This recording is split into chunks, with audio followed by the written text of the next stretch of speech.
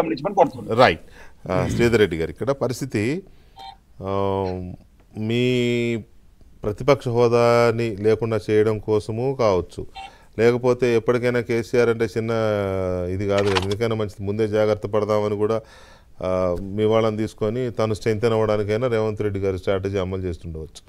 కానీ ఇది BRS party ఉనికికి ప్రశ్నార్థకం అయ్యే ప్రమాదం ఏమన్నా ఉందా? ఆ చర్చ కూడా ఉంది. మరి ఇప్పుడు ఇప్పటికీ అనేక సార్లు మనం చర్చించినాము, శాసనసభ్యులు పోయినంత మాత్రాన పార్టీ ఉనికి ఎందుకు ప్రమాదం వస్తుందండి? నేను ఇప్పుడు చెప్పడానికి మీరు గతంలో మీ పార్టీ నాయకత్వం తెలుగుదేశం పార్టీని కాంగ్రెస్ పార్టీని అట్లే మాట్లాడినారు. ఇప్పుడు నేను తెలుగుదేశం పార్టీ ఇక్కడి నుంచి వెళ్ళిపోయింది అనుకోండి, ఎట్లా అనిపోయింది? ఎవరన్నారు వెళ్ళిపోయింది? నేను అనేది పూర్తి స్థాయిలో ఇక్కడ మనం పోటీ చేయడానికి కూడా వాళ్ళు వెనుకబడ్డ సందర్భం చూసాం కాబట్టి ఎన్నికల్లో పోటీ చేసిన సందర్భం అయితే ఉంది కదా. నేనేది కాంగ్రెస్ పార్టీ 5 ఎమ్మెల్యేలతో కొట్లాడినారు కదా, కాబట్టి నేను వేరే ఎగ్జాంపుల్ కూడా తీసుకోదలుచుకోలేదు కదా. నేనేమంటున్నా, శాసనసభ్యులు పోయినంత మాత్రాన పార్టీ ఉనికి పోద్ది అనుకోవడం అనేది అమాయకత్వం. రైట్. ప్రధాన ప్రతిపక్ష హోదా పోతే పోతుండొచ్చు, కానీ ఒక్క శాసనసభ్యుడు ఉన్నా కానీ ప్రతిపక్షంగా కొట్లాడతారు, దాన్ని ఏముంటుంది, అది పెద్ద ఫరక్ పడదు. అంతే కదా. ఇప్పుడు ఒక ఏబిఎన్ వేదికగానో, మరొక ప్రెస్ మీట్ వేదికగానో, మరొక వేదికగానో పార్టీ లైన్ని, పార్టీ గొంతుకను వినిపించేటువంటి అవకాశం ఎప్పుడు ఉంటుంది కదా, ప్రజలకు ఉంటుంది కదా, ప్రజల దగ్గర పోయే అవకాశం ఉంటుంది కదా. అసెంబ్లీలో మాట్లాడితేనే మాట్లాడినట్టు కాదు కదా, ఆ విషయాన్ని అర్థం చేసుకోవాలా. కాబట్టి పార్టీని రూపుమాపేస్తామని ఎవరైనా మాట్లాడితే అది ఎవరు మాట్లాడిన అమాయకత్వం అవుతుంది అనేది నా ఉద్దేశం. ఒకటి. రెండోది, ఇంతకుముందు ప్రభాకర్ గారు చెప్తా ఉన్నారు, ఎన్ఎస్ ప్రభాకర్ గారు అవినీతి కుటుంబ పాలన అని చెప్పినారు.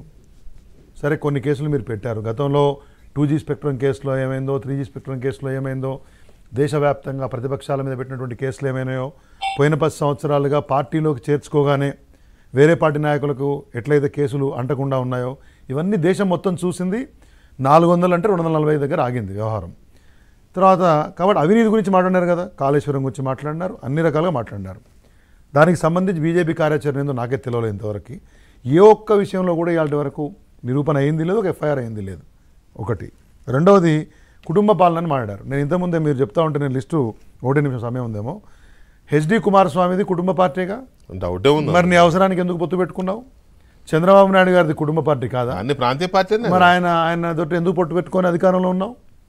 తర్వాత కేంద్ర మంత్రివర్గంలో హెచ్డి కుమారస్వామి, పీయూష్ గోయల్, రామ్మోహన్ నాయుడు, జ్యోతిరాజ్ సింధియా, కిరణ్ రిజిజు, చిరాగ్ పాస్వాన్, జయంత్ చౌదరి, అనుప్రియ పటేల్, తర్వాత చాలా మంది ఉంటారు సార్ అట్లా.